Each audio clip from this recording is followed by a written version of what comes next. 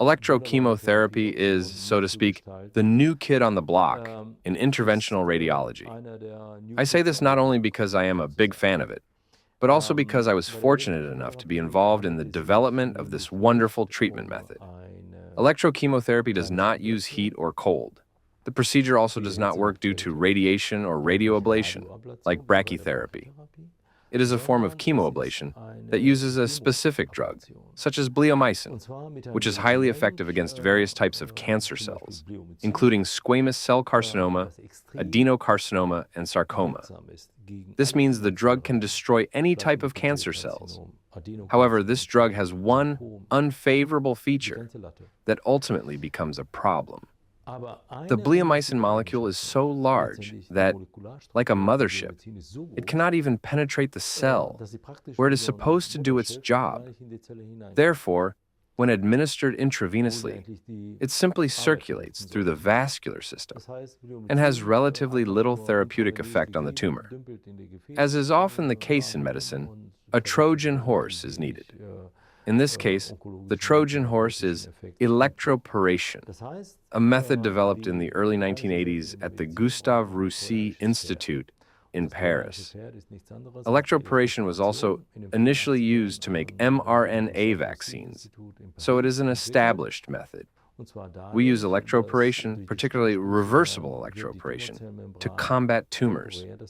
High-voltage electrical impulses are applied to the area around the tumor. This allows the drug bleomycin present there to get directly into the cancer cells. Thus, due to the action of electrical impulses, the normal function of the membranes of cancer cells is temporarily, for only a few minutes, disrupted, as a result of which their pores open. Bleomycin penetrates inside, and after only a few minutes, the cell membrane is restored. It is important to note that once it reaches cancer cells, bleomycin acts without the side effects typical of thermal ablation procedures, or the risks of other treatment methods. This means that the method completely excludes damage to ductal anatomical structures, such as bile ducts, blood vessels, vein walls, arterial walls, and does not affect blood circulation, while the tumor is ultimately destroyed due to the effect of the chemotherapy drug on cancer cells. In addition, electroporation further contributes to the fact that the drug ultimately remains in the tumor tissue for a longer period of time, due to which electrochemotherapy also has a positive effect, causing DNA double-strand breaks in cancer cells, which is comparable to the effect of high-dose radiation therapy, such as brachytherapy. Electrochemotherapy is a valuable addition to the arsenal of interventional cancer treatments, and it should become widely available. In fact, it already is, as I can see from my own experience. I conduct training courses on this treatment method, and I see that the number of international centers offering electrochemotherapy is growing exponentially, and this is wonderful. In a relatively short period of time, electrochemotherapy has become a scientifically proven method with demonstrated effectiveness. It has established itself as the gold standard for treating tumors in hard-to-reach locations.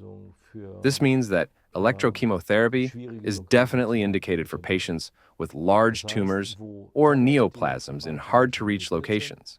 Electrochemotherapy is an extremely effective treatment for tumors located in the liver, near the portal vein, inferior vena cava, etc. The results of this method in treating, for example, pancreatic cancer will be shown in the very near future. Currently, electrochemotherapy already has a wide range of applications. This method is highly effective in treating parenchymatous organ diseases, such as liver tumors. However, if we talk about pancreatic cancer, this direction has yet to be explored.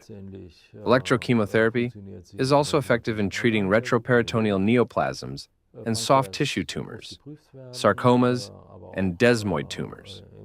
However, the effectiveness of electrochemotherapy for lung tumors is very limited because it is most likely impossible to affect the tumor with sufficient precision by electrical impulses due to the physical parameters of this organ. I would definitely give preference to other methods here. When treating tumors in deep-seated organs, it is important to remember that ECT requires general anesthesia. Therefore, patients with contraindications to general anesthesia cannot undergo this procedure. Since the electrical impulses from ECT may ultimately also affect the conduction of excitation through the heart, they must be delivered in an ECG-triggered manner during a specific phase of cardiac excitability, the so-called refractory phase. This is an absolute must. This means that for patients with certain cardiac arrhythmias, however, the possibility of ECG synchronization may be limited. Additionally, electrochemotherapy cannot be performed without ECG synchronization in cases involving tumors in deep-seated organs. In other words, if ECG synchronization is not possible, then ECT cannot be performed. Electrochemotherapy for superficial tumors can be performed under sedation. Sedation is absolutely necessary because the electric current is extremely unpleasant for the patient. And of course, in this regard, we strive to avoid traumatizing patients unnecessarily.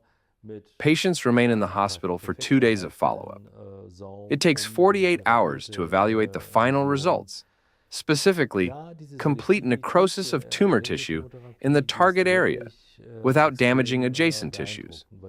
Therefore, the selective effect of electrochemotherapy is truly impressive because the therapeutic effect of the procedure is only manifested in areas where the tumor was exposed to electrodes. They act as stable gates, and everything inside is destroyed, namely cancer cells.